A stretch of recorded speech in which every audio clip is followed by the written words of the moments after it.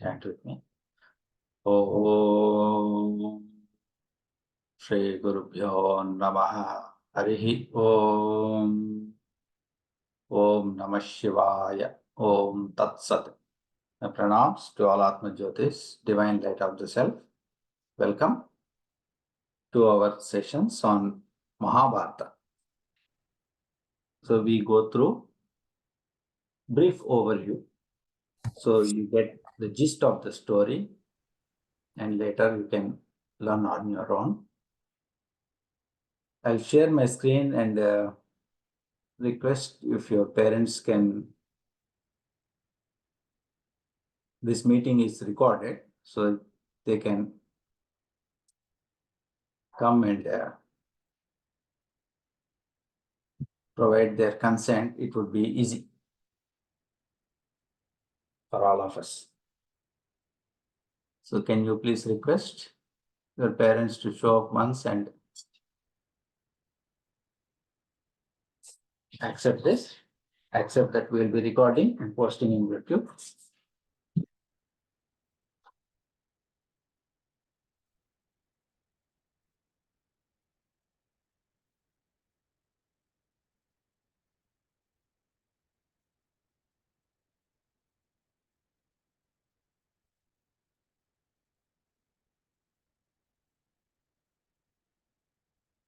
Okay, they all okay with.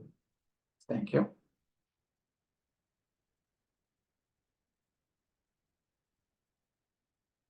So today we will cover this is our sixth session.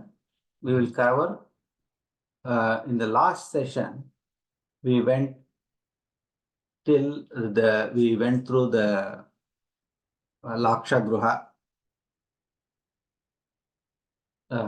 Bakasura. We went through the Draupadi Swayamvaram, all that. So now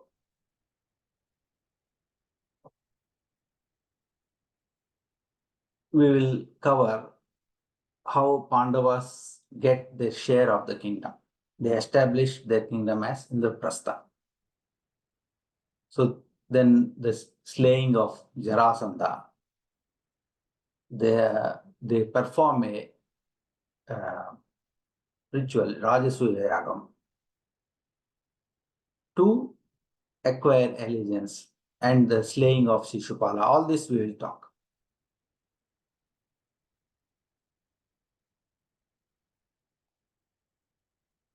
So now the news of that Pandavas have survived the fire of Lakshagruha spreads, and how they lived in disguise, and the incidents that happened at the Draupadi Swayamvaram, and how Arjuna and Pandavas, they married Draupadi, and the powerful King Drupada has become their ally now. So they are no longer just helpless, wandering. So this reached Hastinapura, and Duryodhana's plans he was joyful that he was able to eliminate his enemies. Now he has to deal with them again. Now Vidura comes to Dhritarashtra and says, you have to now invite Pandavas back, Pandavas and Draupadi. Bhishma and Drona also advise him that it is time to invite them back and give them their share. They are your brother's son. They are like sons to you. Don't be harsh towards them. Give them, honor them, give their share, and your sons will have their share. Both can live peacefully. Duryodhana does not like to share, but now he has no option. His plan failed. Now they were always popular and personally powerful warriors, but now they also have the backing of King Drupada. So Dhritarashtra sends Vidura. So he goes to the court of Drupada, where Pandavas are living.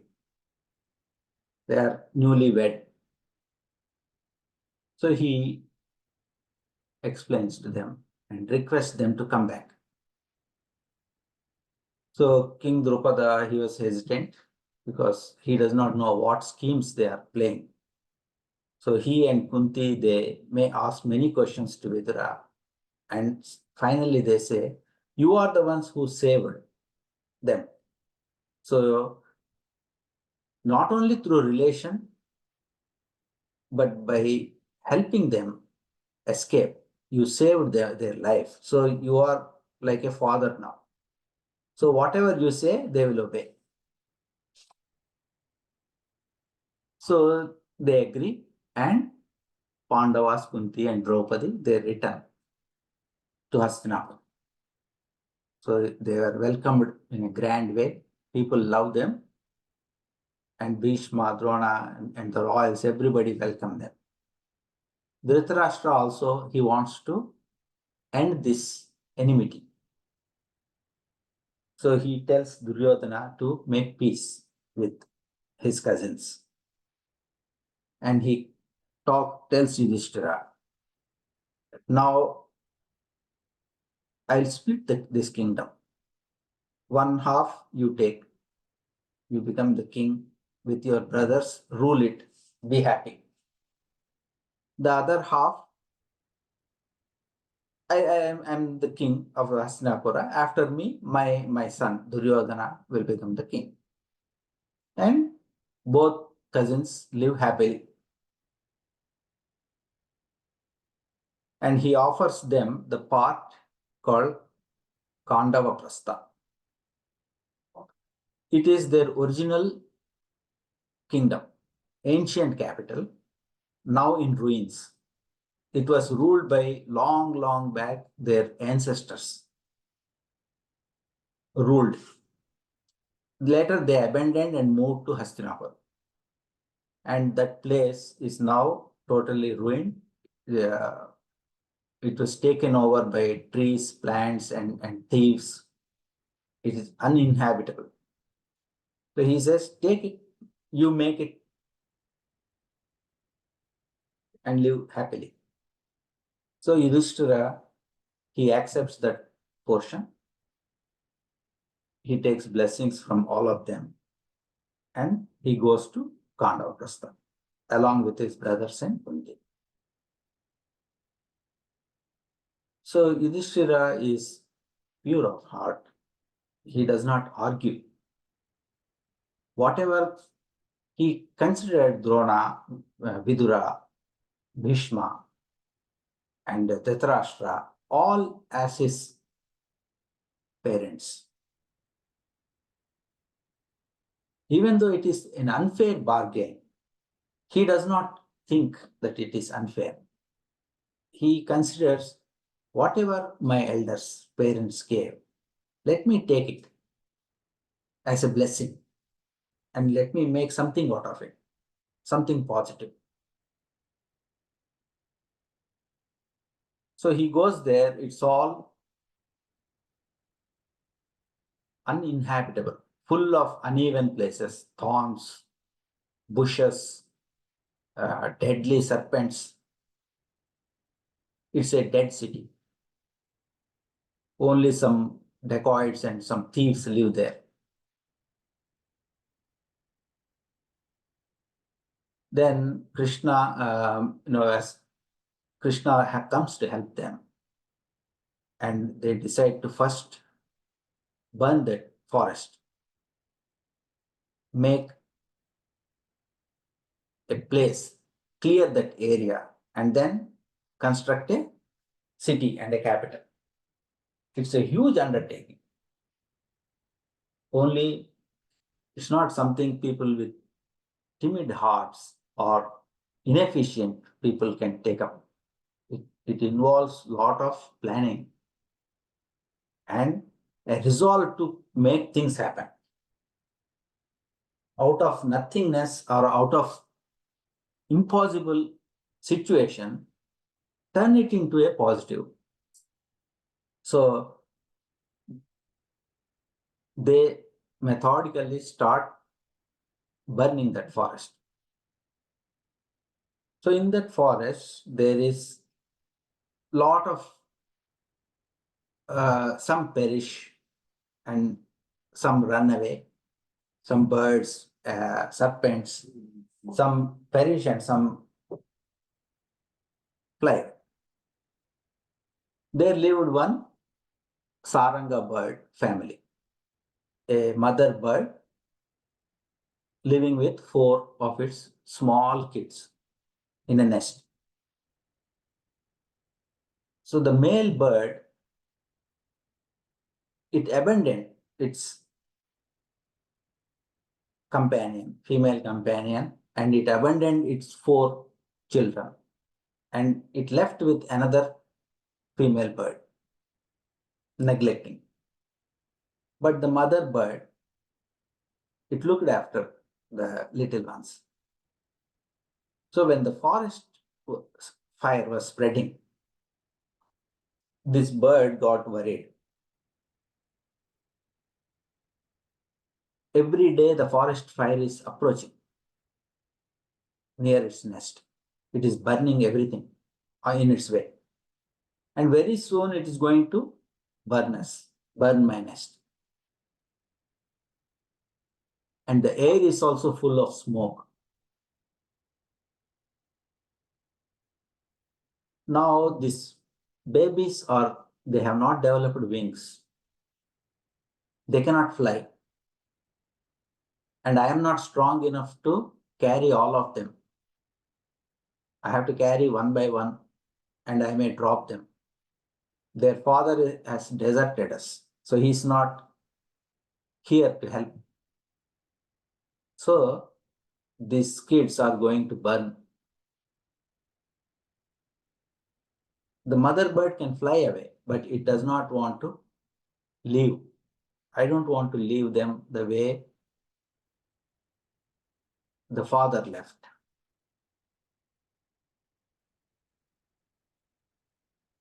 Now the little birds say, do not worry. Save your life. Leave us to our fate. We may die here, and we may be reborn into a better life. If you also die, then our entire family become extinct. So go.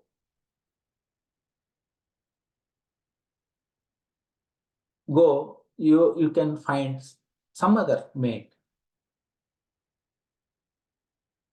and you may have children like us.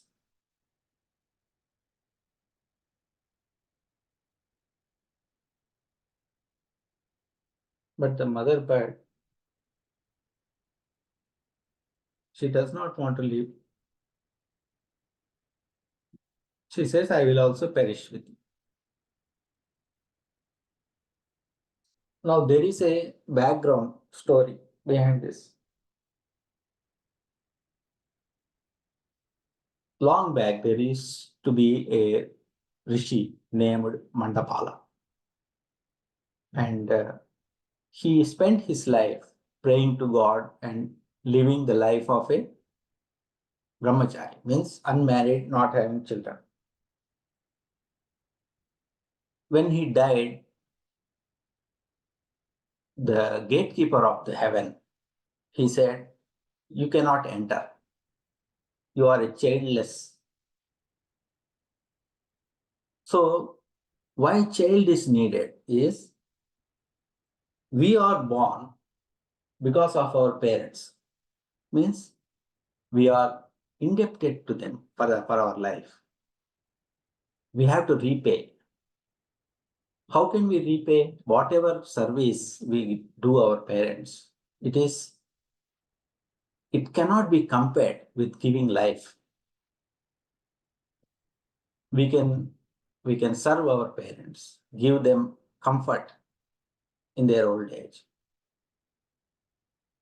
give them food, love, but they gave us life. our very life. So a person has to repay when they are grown up and become strong by getting married and in a proper way raising children, giving birth to children. So giving life again is the way to repay this debt. And then that person becomes eligible. So there are other ways to repay, but he has not done that for people who are childless. So now he decided to be, because he cannot enter the heaven, he comes back and he is born as a Saranga bird, the male bird. And he, with his female companion called Jarita. So the Jarita laid 4 eggs. After that, he left Jarita and he found another companion called Lapita. And he is living somewhere else, whereas Jarita has hatched these 4 eggs. And this Jarita and her 4 babies is what is stuck there in that forest fire. So finally, she was praying. Then nearby Krishna was there. So he tells Arjuna loudly that I remember that in the Laksha Gruha, in that fire, you guys were saved by following the path of rats and entering through a tunnel. You got saved. So he says this loudly, so that Jarita can hear it. Then Jarita found an abandoned rat hole. She puts her 4 babies in that and she flies away. Once the entire forest fire subsided, she comes back. She finds her babies saved.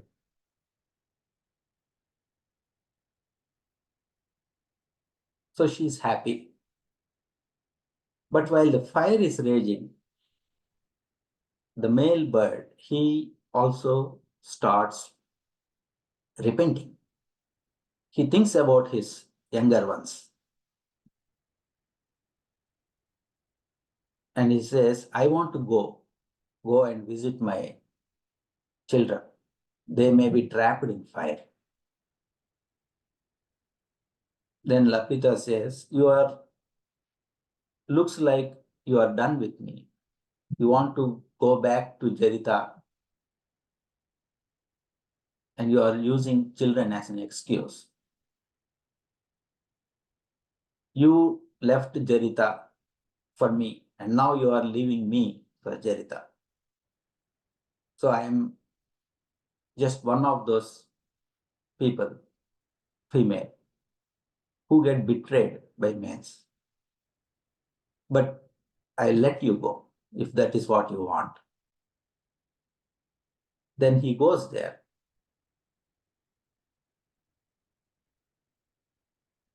And he asks Jarita, are my children safe? Who is the eldest? Who is the youngest? Then Jarita is not interested. She says, why do you care? Go back to Lapita and be happy. Then the sage Mandalapa, who was born as, he says, once she had children, she has no more use of me. So this is the way of the life. Now, from their point of view, both have abandoned me. But I need to understand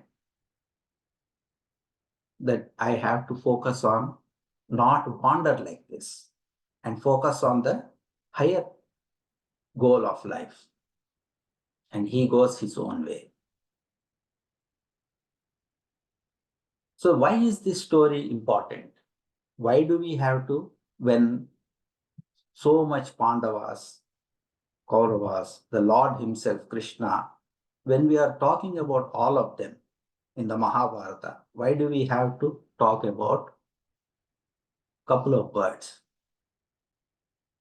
Is one thing we have to understand: the family bond, the responsibility. Then we have to understand there is no lower or higher beings. This bird and her 4 kids, they are as important as Pandavas. Pandavas escaping from Lakshagruha is something that we all should celebrate. But same way, these birds escaping from fire is also equally important. It is not that only Pandavas and Sri Krishna, every being in the world is important.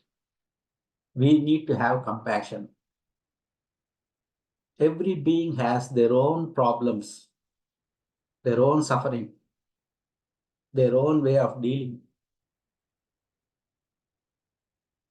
If possible, we should help. If not possible, at least we should not harm. Okay, that is the reason why we need to understand the story of Sarangi. A huge empire is being raised here, but a small nest is being destroyed.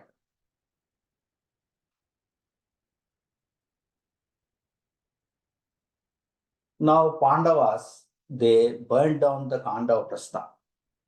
They built a magnificent capital and kingdom where many people can live. They renamed it as Indraprastha. And Yudhishthira, he seeks advice of Krishna. How can I? So in those days, many kings ruled different areas of India. But they all have a common understanding. So when a person of high caliber comes, so one way to become an emperor is to defeat others. The other way is to form alliance with them. And it is usual that the kings, when they see a person of exemplary character, noble character, and powerful, they respectfully agreed to alliance and allegiance and declare him as their emperor, as their leader. It is like multiple states forming an alliance and declaring one of them as their leader. So Krishna says, there is one evil king, Jarasandha. He is very powerful. He will not agree. And it is time to relieve the suffering of the people under his rule. So first you eliminate him. After that, you can be declared an emperor. So who is this Jarasandha? So there is a king called Brihadratha of Magadha kingdom. He married 2 identical twins. And at the time of marriage, he gave a vow, promise that he will not show any partiality to the twin daughters. He will treat them equally. That was the promise that he gave to them and their father before marriage. He did not have children. So he went to sage Kaushika to take his blessing. So the sage gives him a fruit So because he took a vow to be not partial, he cuts that fruit into two equal parts and gives to his wives. Now both of them give birth to one half of a baby. One eye, one leg, one hand, like that. So they don't know what to do. So then one witch, demonic witch, her name is Jara. She comes and she combines the two parts and the baby comes alive. So because he is joined by Jara, he is called Jarasandha. Sandha means join. So this Jarasandha, he becomes very, very powerful, extremely powerful. And many times he invaded many countries, and also he invaded Krishna's kingdom. So because of him, because he could not be defeated, Krishna, for the safety of his people, he moves his kingdom to Dwarka, which is a small island. Now, he's powerful, but he has one weakness. Means the center split, the joined area, if a very powerful person with enough pressure, he can split it. He can split the Jarasandha again. But as soon as it is split, it will come back again and join. So he is undefeatable. So they go here to his kingdom. Krishna, Arjuna, and Bhima, they go there and they challenge him to a one-on-one duel, fight unto death. So Jarasandha accepts, and it goes on for 14 days, the battle, with no winner. They are wrestling. And many times Bhima tears his body apart, Jarasandha's body. But every time he tears, it joins again, and Jarasandha comes back and fights again. Then Krishna takes a blade of grass, tears it, and he tosses the parts in opposite direction. So Bhima understands this signal, and next time when he tears it, he just flips and throws the parts in opposite direction. So they cannot get together now, and Jarasandha dies. So once this is done, the hurdle for Yudhishthira to become emperor is removed. So now Yudhishthira performs the Rajasuya Yagam. Many kings come, attend, and willingly they express their allegiance and alliance with Yudhishthira, and they all declare him as the emperor.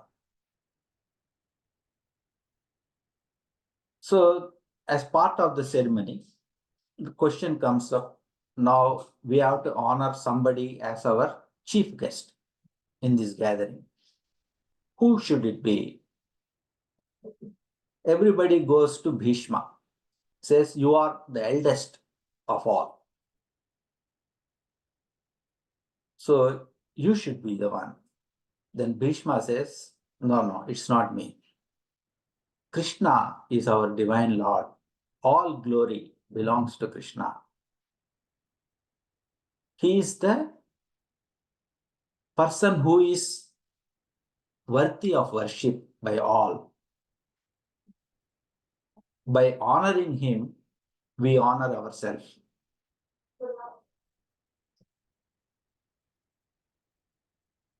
So on his advice, Yudhishthira invites Krishna to sit on the emperor's throne. and Yudhishthira wants to honor Krishna. So in that, many kings attend. One of them is Shishupala. Shishupala was, in his previous birth, he was Ravana, killed by Lord Rama. Now in this life, he is born as Shishupala. And he will receive the same fate. Now, this time, Lord Vishnu, born as Sri Krishna. So when Shishupala was born, he had 3 eyes and 4 hands. And there is a prophecy that the person who removes this extra limbs and eye, that person will be the one who will kill him. So when the baby was passed around to everybody in the assembly, when Krishna touches him, his 3rd eye, Shishupala's 3rd eye and the extra limbs, they drop off.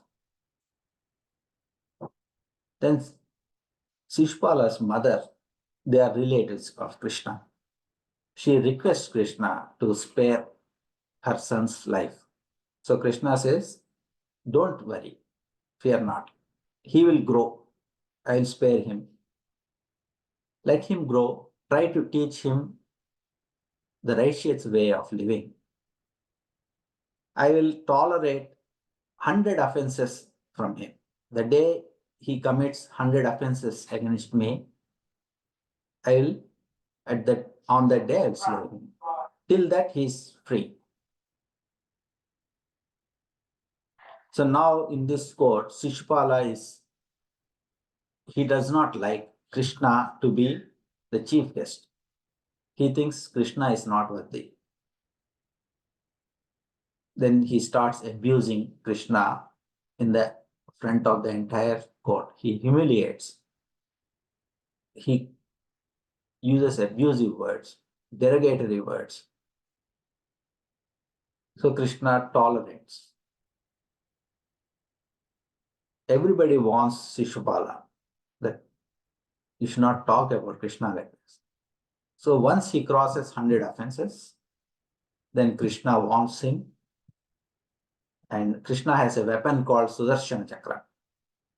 He releases. Shishupala tries to defend, but is overpowered. And the Sudarshan Chakra, it beheads him. So this ends the Shishupala.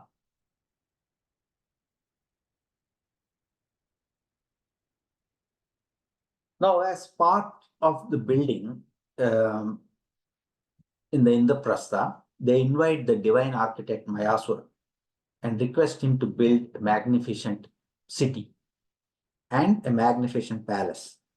So in the Indraprastha, he builds many marvelous, the entire city he builds. And for the king, he builds a palace, and he builds another palace there called Mayasabha, means a palace of illusion, made with gold, silver, gemstones. And inside the palace, there are many wonders, illusions, optical illusions. So everybody is touring that. Duryodhana was also one of the guests. And looking at the fame and opulence of Pandavas, he gets jealous. And while wandering in this Mayasabha, he falls into a lake.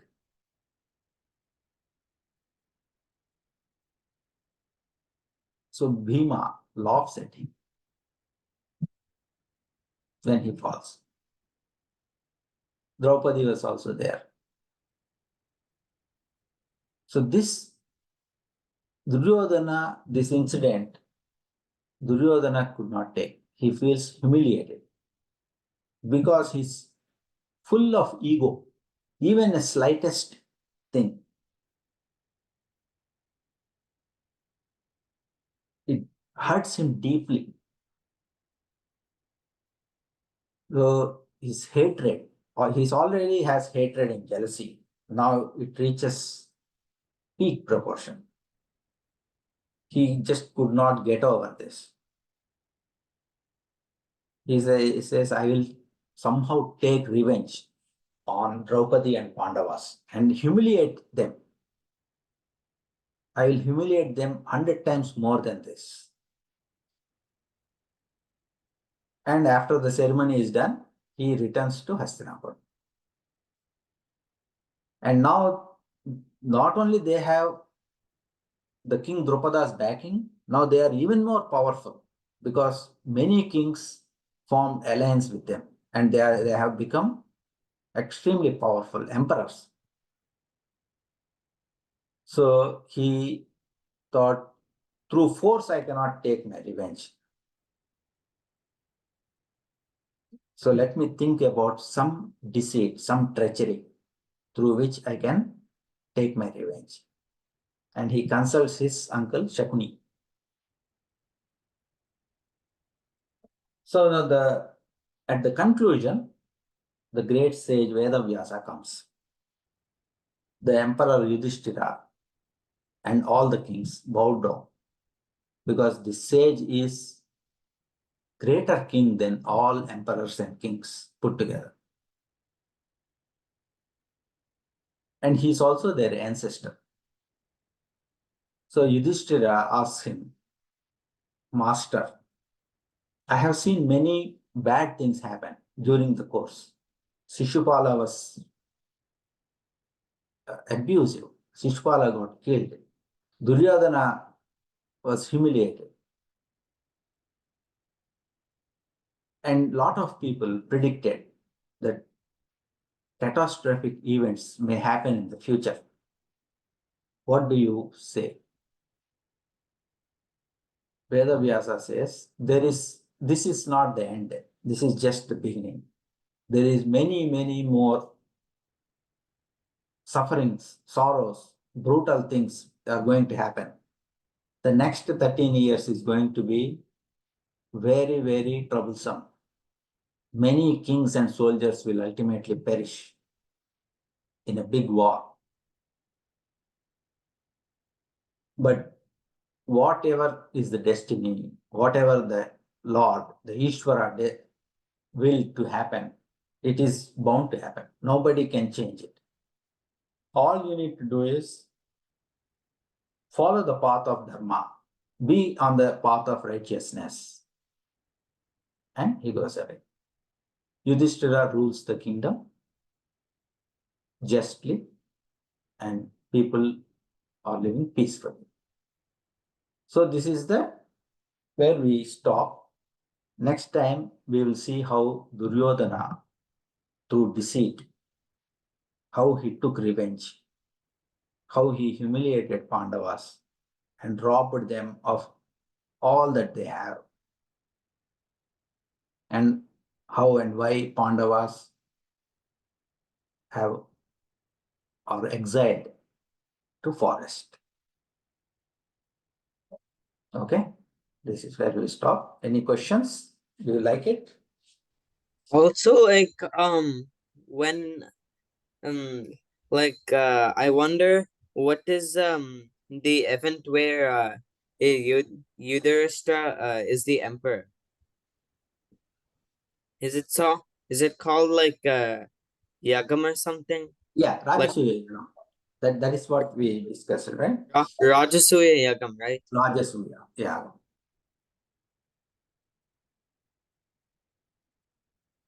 So many kings will be there. Whoever does not accept him as the emperor, they have the choice of fighting. Fighting either, even when fighting, they can fight either through a battle in the war field or one-on-one challenge, one king to other king. But it is an accepted practice that all these kings, they are all ruling their kingdom in a righteous way. And this is not a It need not always be through blood. It can be through discussion. And many of them recognize Yudhishthira as a righteous person and able leader. So they declare him as their leader. So most of it happens without bloodshed. The only exception is the Jarasandha.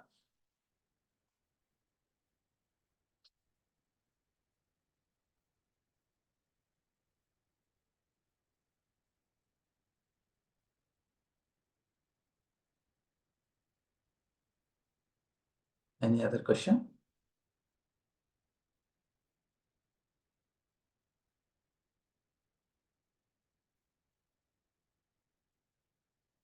Rosal, Akshat, Rabino? No questions. No questions either. Okay. What do you think about the humiliation of Duryodhana? What should have happened? I mean, from Duryodhana point of view, is he justified in thinking of revenge because he was humiliated?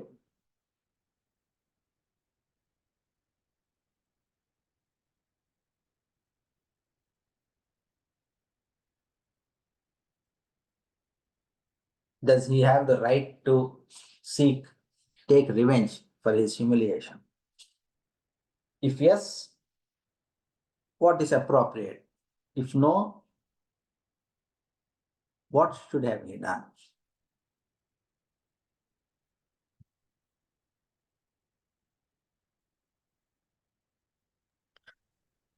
I think that he should not have taken revenge because of two reasons. If you start a cycle of revenge between two people, it will go on for more than hundreds of years before the two sides finally are equal.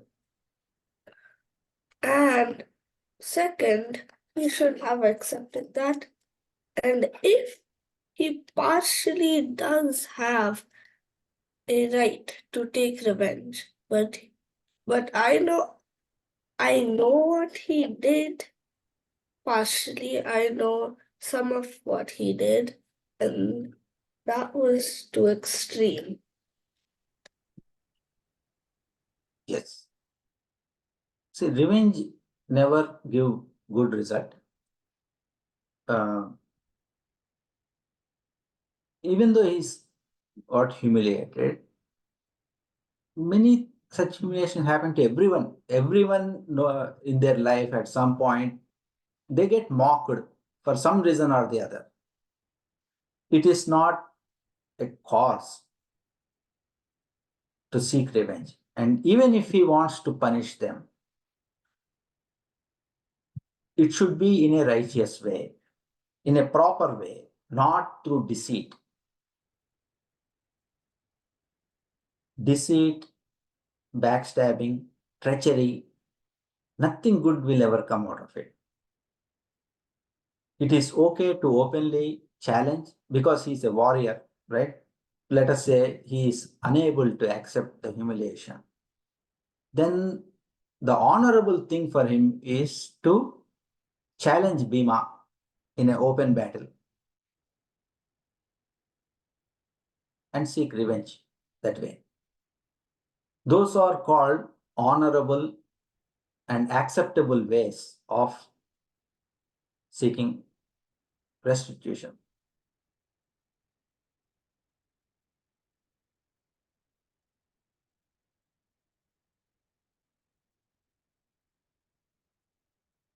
But deceit, treachery, this ruins the person.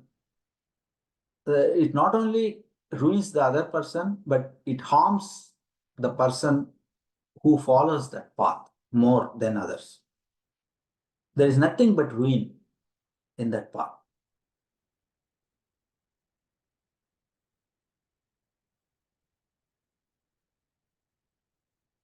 Okay, any other question, thoughts?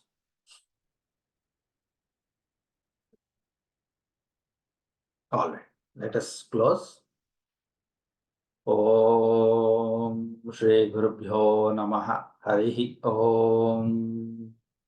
Om Namah Shivaya. Om Tat Sat. Sarvam Sri Krishnarpanastu.